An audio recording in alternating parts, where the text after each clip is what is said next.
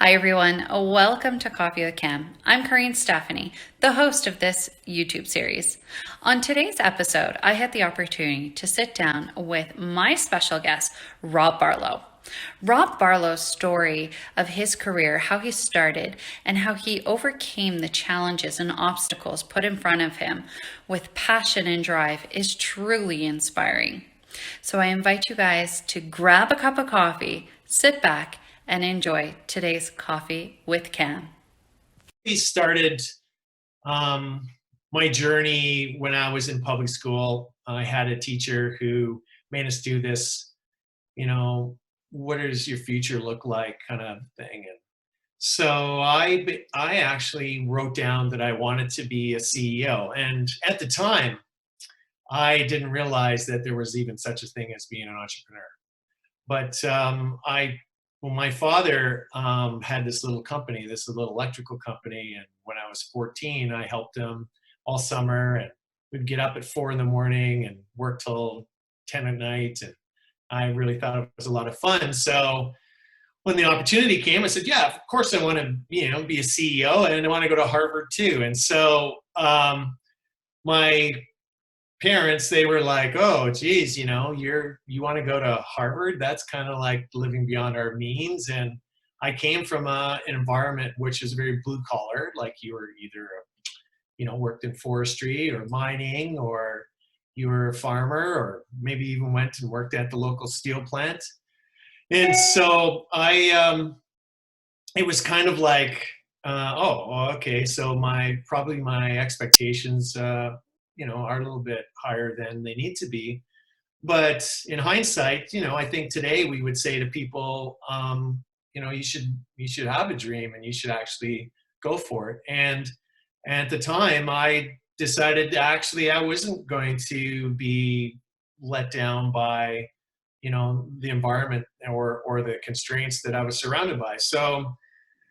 Although, so I went to high school and I ended up not doing so well. I ended up being more into sports and social activities and got a 50% average. I took all the hard courses like math and sciences. I really just thought, I was going to go to university. And so I did go to university. I moved in it was Sudbury. I moved into my grandparents, and I went to school and to Laurentian University, and I basically said, "Hey, I'm here to sign up." And they're like, "What do you mean? Like, we sent you a midterm saying that you were accepted, but you never got the final letter and you're not on the list." So I was like, "Excuse me, I just moved here. I saved up all my money for the summertime to I put the down payment and what's going on?" And then I was pretty upset. And I said, "Listen, I'm not leaving. And I need to go to this university. Like, it's just, like my parents think I'm coming. Everybody thinks I'm coming." And the lady felt really bad for me. So she said, "Well, there is still a chance. What if I go introduce you to the dean?" So she took me right up to the dean, and, Laurentian was a smaller school at the time, and he was there. And he said, "Well, for sure, like, just write a letter to me why you think you deserve to come to this university. And we have a board meeting in a couple of days, so I will present it if it's compelling." So that night I went home and wrote a 6-page letter of why I needed to go there, and took it in 7:30 in the morning. The guy was there. He picked it up. He said, "No problem." And then 2 days later, I was accepted on probation. So here I was, a kid who basically took math and sciences, signed up for mechanical engineering, wanted to be a CEO of a company someday, and was waiting to get accepted to university. And I got accepted. And then about 2 weeks later, they went on strike. There was a province-wide strike.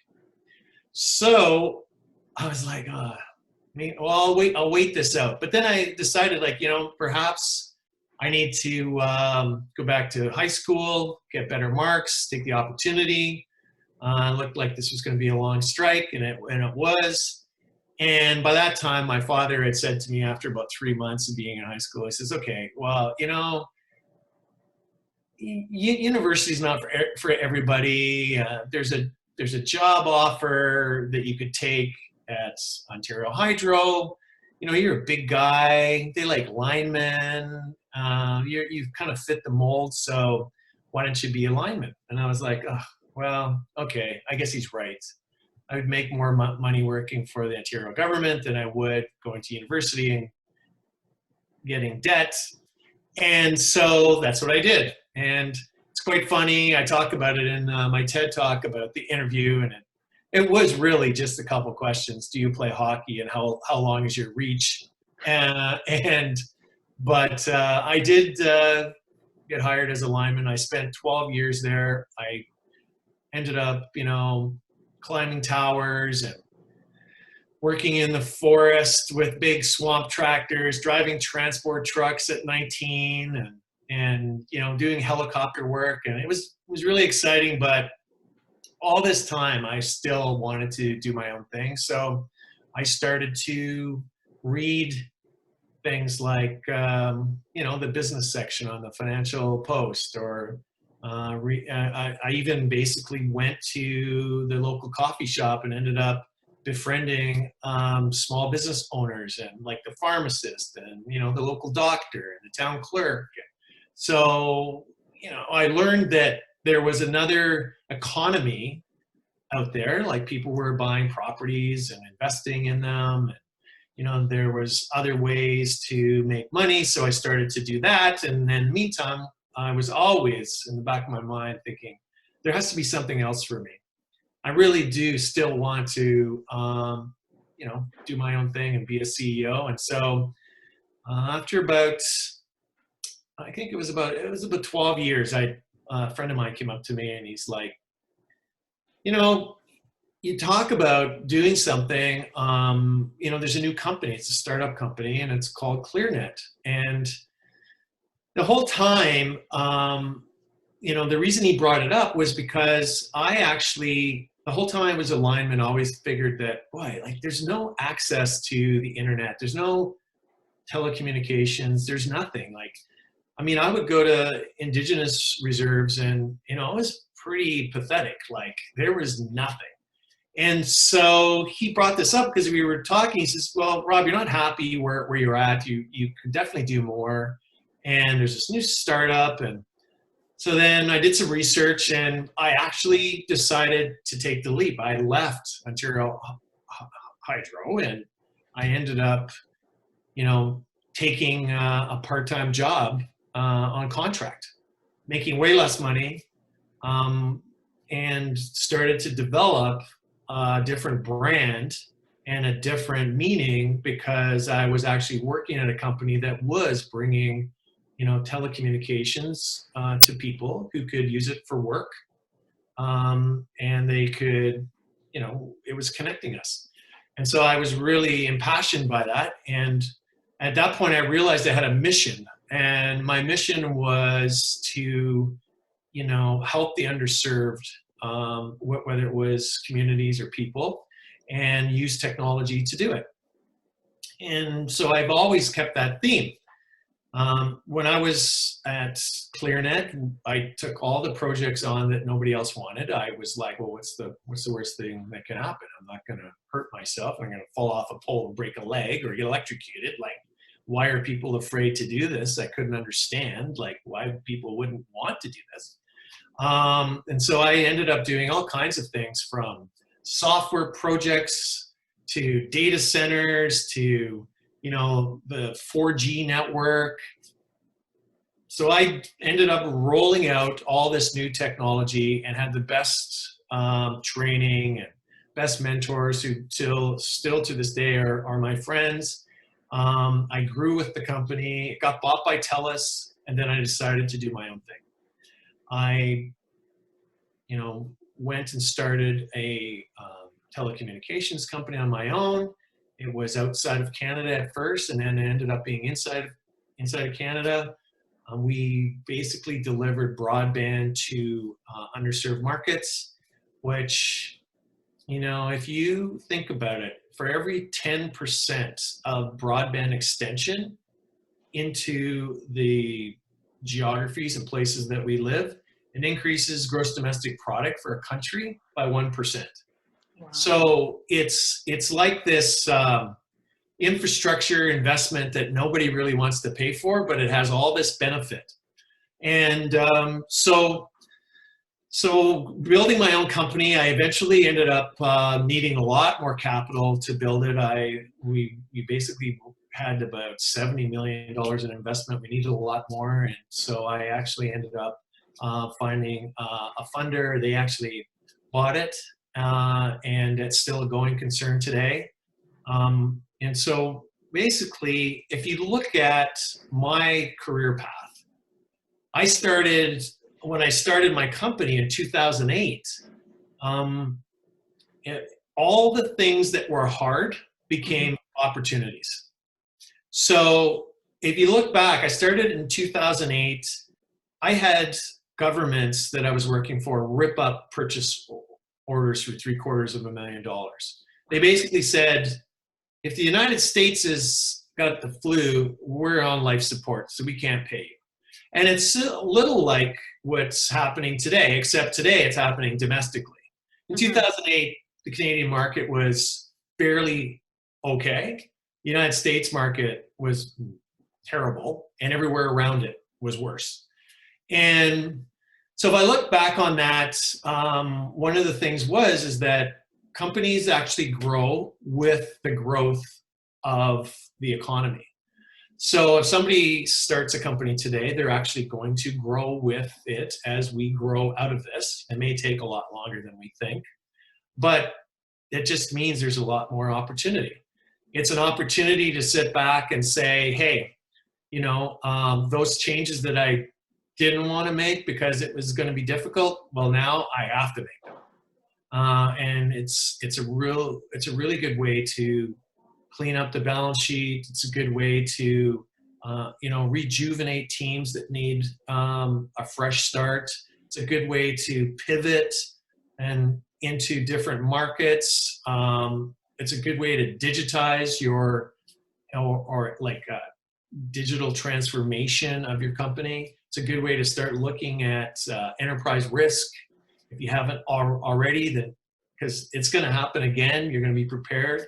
It's also a good way to ensure that you have balance between your balance for your most valuable resources, which are your people.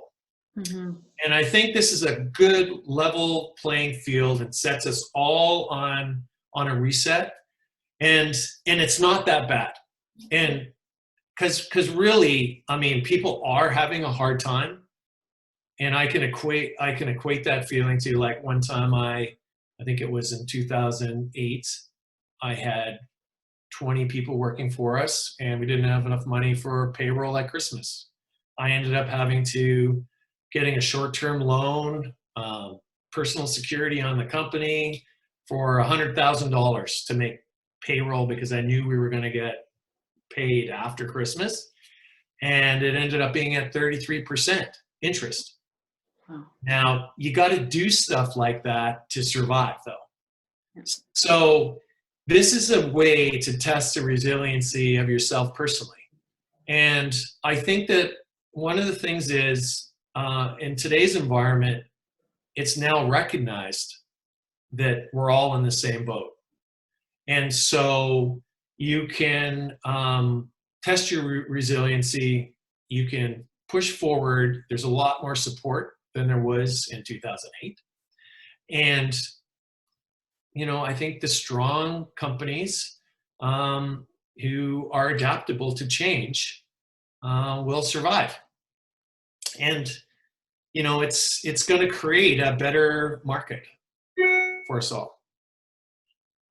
So I'd like to think that, I can still help people too, going through this thing. I think there's other people out there that also have grown companies in bad situations that are always willing to, help people out. The real call to action is to not do it alone. Mm-hmm. Yeah. So that's kind of my story. And today I'm looking to, extend my knowledge to others. Whether it's through sharing information or helping with ideas and transforming someone's business, maybe a go-to-market strategy. Maybe my network can help somebody build new business somewhere else. So that's kind of what I'm doing. I'm focusing on that today because really we're only as good as the partners we seek to help each other. Yeah. So now, and I'm there's so much that I'm like, wow, like just hearing your story and from where you started, going back to school, going to college, you know, having your dream. Would you change anything? If you could go back, would you change anything or would you do it exactly as is? Well, listen, if I had the opportunity for higher education, I would always take it. Yeah. But looking back, no, I wouldn't change a thing because the opportunities that presented me, I took them. So I would say that my path was the right path for me. I am where I am because of the experiences that I've experienced. Like my lens is built on my experiences in life, and I'm 100% think that my path was the path that was the right path, and I would never go back and say I wish I would have done something. If I had been given different opportunities, I probably would have taken those opportunities, and my path would have been different. But I didn't, and I made my own way. And there's a lot of satisfaction to doing that. Yeah. Like I remember people saying to me, well, Rob, you can't be a project manager. You don't have the skill sets.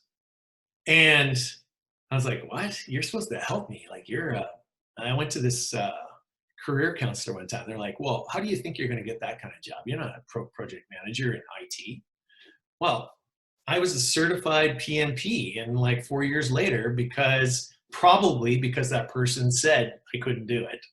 But in the end, like if you want to do something, it's only your own thoughts that are going to stop you. Oh, I love that. I love that because it's so true. So many times. And I think all of us going through our careers and our transitions and different jobs, we got to where we are because somebody either said no or no, you can't do that. Well, yeah, no, I'm going to prove you wrong. I'm going to show you how I can do this. I'm going to do it well. I think it's just sometimes advice is meant to be heard but not acted on. Yeah. And so it can inspire people in different ways. Mm-hmm. It's absolutely true. Yeah. Wow. I'm really, like I said, your story, it's amazing. I think but it's something that is very common with a lot of us, but none of us are talking about it, saying, well, somebody said, no, I could not do this. I persevered and I overcame the challenges. Those things that were hard now became my opportunities. And you just laid it all out there and said, well, this is what I was able to accomplish. And look at where you are now. So now you are helping organizations transform, go to market. Tell me a bit more about what you're doing right now with companies. And which companies do you usually help out? Are you helping out everybody or is there a specific niche? So I'm actually a strategic advisor for like 4 organizations, and they're usually to help out organizations that want to go into certain markets or break into something. And I use my ability to make connections, introductions, change the language of how they're actually communicating to certain potential customers, because there's a new way of doing business, which is the customer speaks to you and you kind of adapt to what the customer wants. It's not the other way around. The old way is like, I have something and this is my language, and if you don't like it, too bad. But that's not the way it works and in this day and age. So I do a lot of that. It's usually I try to actually get involved in companies that are actually taking technology that's going to change the way we live and work and breathe to make it a better place. So I'm involved with a healthcare company that's actually can monitor in the home all the attributes for seniors. Oh, wow. You know, they're even getting to the point where they can predict whether somebody's going to fall or has fallen. As an example, today, if you're a senior and you fall, the doctor tells you to write it on a letter that you fell and put it in an envelope and send it in the mail. And people can just fall because of the medication they're on. So we're like, you know, there's a lot of effort to actually treat people in the home when they're you know, stable enough to live at home.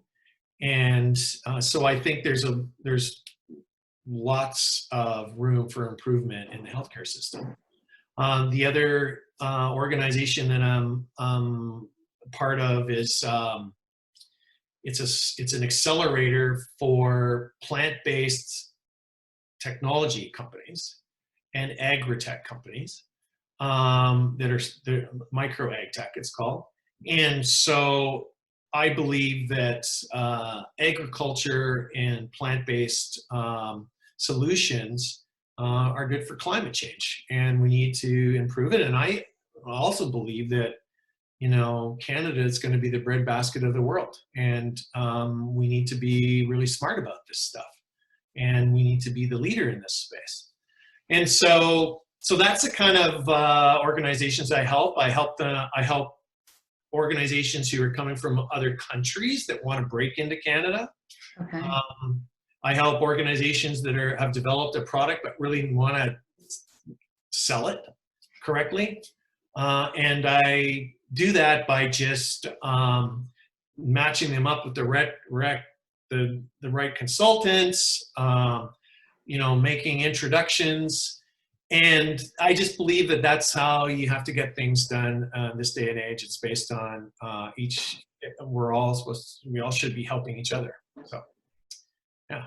Yeah, it's very true. You're absolutely right. We do need to all be helping out one another in one capacity or another. But the senior and the healthcare, I think that is something right now is such a hot topic.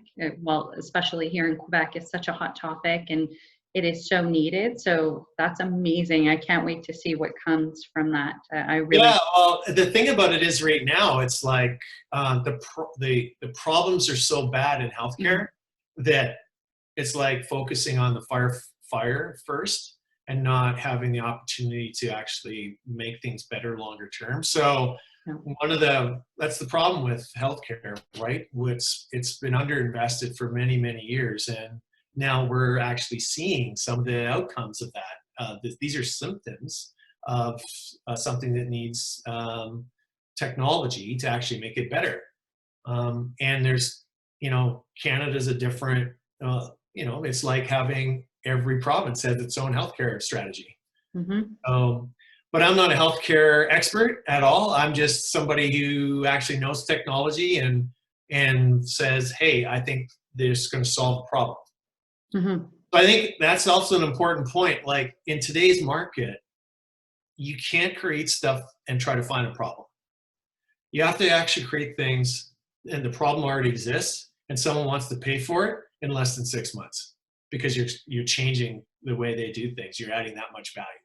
So you have to add a lot more value, and you know, those are projects that people will participate in and help fund. And you know, you have to solve good problems.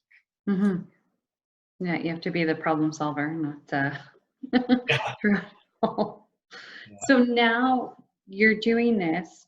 What's next for you beyond? Where do you see yourself? If I can, I never say 5 year anymore because let's be realistic. Let's look at, say, the next 12 months or the next 24 months. What does that look like for you? Well, I'm just going to be helping companies out from a project perspective. So I would say by September, I'm going to be 100% focused on making sure that people who need help transforming either digital transformation or right sizing their businesses, perhaps it's a private equity firm that has some businesses that need help or a business, and it's going to be in the tech space, helping the greater good of climate change or social change. And yeah, so that's what I'm going to focus on. I think that it's an economy where you need to have short-term projects to have a lot of impact, and also there has to be very creative commercial ways of compensating for that. So that's what I'm going to focus on, and I'm going to focus on making the network that I have, help them too, bring Mhm. people along with me. And so, yeah. And if somebody needs to, talk to me about stuff like that, then by all means, they can just reach out to me. How can they get in contact with you? What's the best way? The best way is to get in contact with me through LinkedIn. Okay. Like, I really use LinkedIn as my business to business, business to many kind of way of communicating. Okay. So what I will do is I'm going to obviously tag you in this so everybody can get in contact with you Yeah, to start that conversation and yeah, get that going to help them. yeah, That, for sure. and so, Rob, what advice could you give somebody who's either starting out or perhaps somebody who's been in their career for a long time? What advice could you, from a CEO, you had your own organization, you're helping other organizations, you've got that pulse right there. What could you tell somebody? Well, I can say that so there's things, two approaches. One is if you're a new company, you have to be um, flexible. You can make changes midstream and do something else. That's fine. I mean, you have to actually, be very flexible to change. Um, and, you have to realize market opportunity, assess it, and make calculated risk and take it if it's there, if it's worth it. Um, the other thing is if you're a larger organization, you're going to have to tell the same story all the time. Be persistent. Like you may think that you're, you know, repeating yourself, but that message needs to be repeated all the time. People need to follow you and you need to lead them and you need to tell the same story to your customers, to the market in general, and most importantly, internally. And today, a leader has to set direction and just be persistent and go for it. And I don't know how many times I thought to myself, "Oh my God, I'm saying the same thing like over and over again." But really, it doesn't come across that way in the market or to your team members. They basically need your leadership. And yeah, those are the two things I would say. And also one thing is that you need to self-educate as much as possible. You need to read, you need to talk to people, you need to learn all the time. And, you don't necessarily have to go through an experience to learn from it. You can read about it and learn from it. Mhm. And think about how it applies to your own life and your own business. And never be afraid to ask for help. I think because the giver of information learns just as much as the person who's asking for the information. Mm, it's wow. That's a good one. That's a really, really good. And it's so true. Yeah. Now, I have one last question because I love the topic of mentors and, either we have mentors or being a mentor. Now, you mentioned that you had some great mentors in your career and that you're still in contact with them. And somebody once said to me years ago, "Oh, you can only have one mentor." And I'm on the fence to say no.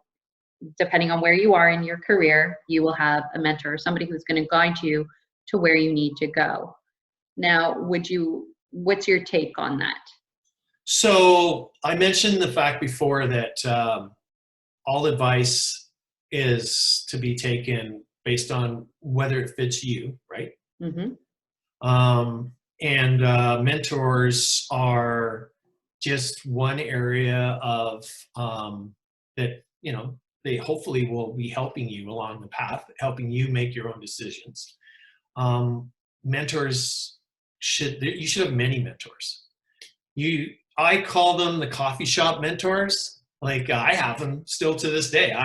Now that we're not going to the coffee shop, it's a bit harder. But yeah, I meet people or have met people in the past all the time who are retired IT guys or the one of my mentors. We both mentor each other. He owns a large yard maintenance and business. He's been doing it for 25 years and it's big. He's got big government contracts.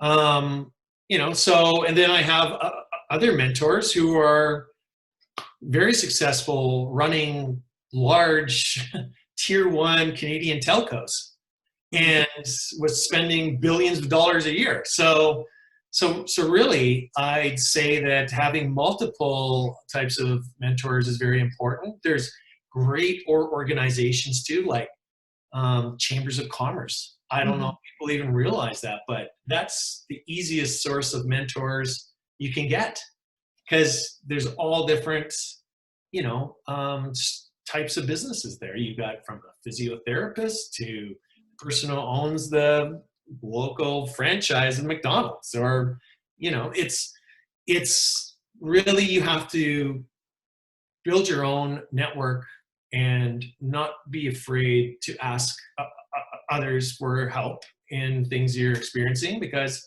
they may have experienced it.